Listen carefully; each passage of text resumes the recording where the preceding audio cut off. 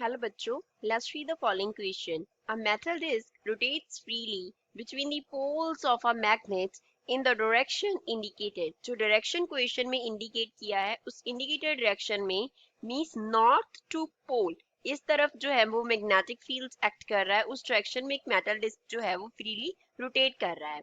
Brushes P and Q make contact with the edge of the disc and the metal axle. Metal axle and जो edge है P जो है वो metal axle के साथ क्या बना रहा है, कंटेक्ट बना रहा है. Q जो है वो एज के साथ कंटेक्ट बना रहा है. उन दोनों के बिटवीन क्या कनेक्टेड है, एक रजिस्टर R कनेक्टेड है. What current if any flows through R. अगर कोई करंट R के फ्लो करेगा तो वो क्या होगा.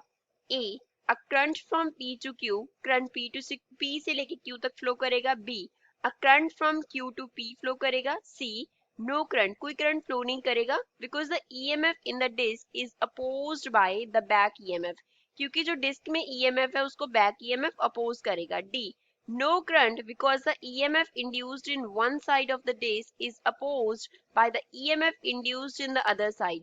जो उसकी डिस्क की एक साइड में ईएमएफ इंड्यूस होगा उसको दूसरी साइड में इंड्यूस हुआ ईएमएफ अपोज करेगा. Last option no current because no radial EMF is induced in the disc.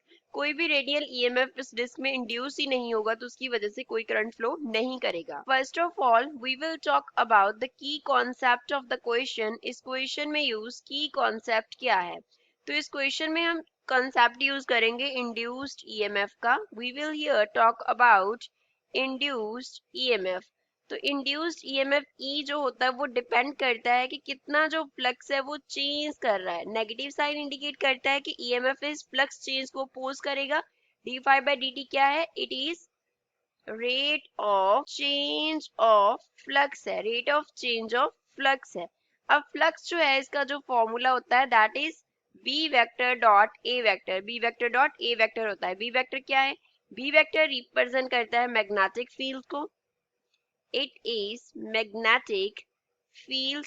A vector represent करता है एरिया वेक्टर को, एरिया वेक्टर को. अब इस क्वेश्चन को सॉल्व करते हैं. अब जो मैग्नेटिक फील्ड का डायरेक्शन है वो क्या है, इस तरफ है परपेंडिकुलर. एरिया वेक्टर का डायरेक्शन भी इसी तरफ होगा परपेंडिकुलर. ये क्या हो गया, एरिया वेक्टर ए वेक्टर हो गया. इस तरफ मैग्नेटिक फील्ड बी वेक्टर का डायरेक्शन है. तो दोनों क्या है, पैरेलल है. तो थीटा का जो वैल्यू है वो 0 डिग्री आ गया. तो यहाँ से हम फ्लक्स को लिख सकते हैं बी ए कॉस थीटा. थीटा कितना है, 0 डिग्री. तो फ्लक्स का जो वैल्यू है वो कितना आ गया, बी इंटू ए आ गया, क्योंकि cos 0 डिग्री का जो वैल्यू है वो 1 होता है. फर्दर ये हमारे पास एक डिस्क है जिसका मान लो जो रेडियस है वो किसके इक्वल है, r के इक्वल है. तो एरिया क्या होगा, पाई आर स्क्वायर. तो यहाँ से जो फ्लक्स फाई का वैल्यू आ गया वो कितना आ गया, b into pi into R square. तो अगर हम इंड्यूस्ड ईएमएफ ई की बात करें तो वो क्या होगा, negative of time change of magnetic field and area which is pi R square. अब ये तीनों टर्म्स ही टाइम के साथ चेंज नहीं कर रही, तो ईएमएफ की जो वैल्यू है वो क्या है, 0 के इक्वल होगी, क्योंकि derivative of any constant term is 0. सो कोई भी ईएमएफ इंड्यूस नहीं हो रहा. इंड्यूस्ड ईएमएफ जो है वो किसके इक्वल है, 0 के इक्वल है. No EMF induced, so no current will flow. कोई भी करंट जो है वो फ्लो नहीं करेगा. No current will flow through are.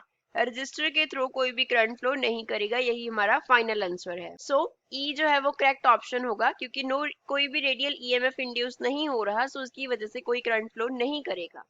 I hope you understood well. Thanks.